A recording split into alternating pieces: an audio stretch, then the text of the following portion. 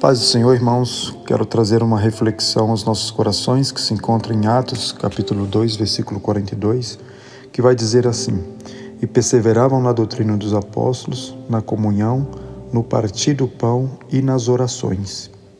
Quando olhamos para a igreja do primeiro século, nós percebemos que ela possuía algumas características muito claras. Entre elas, uma chama bastante atenção: os cristãos perseveravam em estar juntos. Atos 2 nos mostra que a igreja não era formada apenas por pessoas que acreditavam em Jesus individualmente. Ela era uma comunidade que aprendia a palavra, compartilhava a vida, orava e adorava reunida. A fé cristã nunca foi planejada para ser vivida isoladamente. A palavra perseveravam é muito significativa. Ela transmite a ideia de constância, dedicação e compromisso. Não era algo que acontecia apenas quando sobrava tempo. Reunir-se era uma prioridade, porque aqueles irmãos compreendiam que Deus fortalecia seu povo por meio da comunhão. Agora observe um detalhe interessante na história. Poucos anos depois do Pentecoste, a perseguição aos cristãos começou a crescer. Muitos perderam seus bens, outros foram presos e alguns deram a vida por causa da fé em Cristo. Mesmo assim, eles não abandonaram as reuniões da igreja.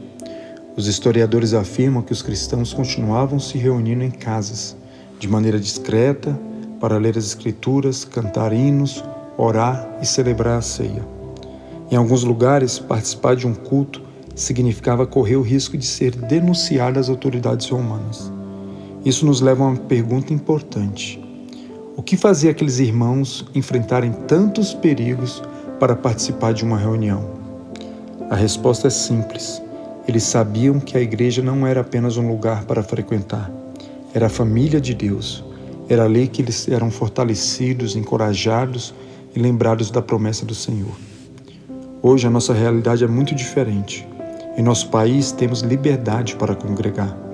Temos templos preparados, horários definidos e acesso à palavra de Deus. Ainda assim, muitas vezes, permitimos que pequenos compromissos ocupem um lugar que pertence ao Senhor. Talvez o maior desafio da igreja atual não seja a perseguição, mas a falta de prioridade. A Bíblia continua nos ensinando que Deus usa a comunhão para fortalecer seu povo. É no culto que adoramos juntos, ouvimos a exposição das Escrituras, oramos uns pelos outros e somos edificados como o corpo de Cristo. Nenhuma transmissão pela internet substitui a comunhão do povo de Deus. Nenhuma experiência individual substitui aquilo que o Senhor realiza quando sua igreja está congregando em seu nome. Por isso, quando você vier ao culto, não venha apenas cumprir uma obrigação religiosa. Venha com expectativa. Deus pode falar ao seu coração, fortalecer a sua fé, responder uma oração e usar sua vida para abençoar a outra pessoa. Que o exemplo da igreja primitiva nos inspire.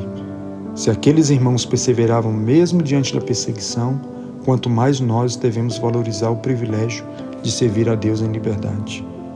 Que nessa semana você renove seu compromisso com a casa do Senhor e faça do culto uma prioridade à sua vida. Vamos orar. Pai, obrigado porque nos chamaste para fazer parte da tua igreja. Perdoa-nos quando deixamos de valorizar a comunhão e o privilégio de estarmos reunidos em teu nome. Dá-nos um coração perseverante, que ame a Tua palavra, a oração e a conveniência com os irmãos. Que cada culto seja um encontro verdadeiro contigo e uma oportunidade de crescimento. Em nome do Senhor Jesus, amém. Que Deus te abençoe e que você possa refletir sobre essa palavra.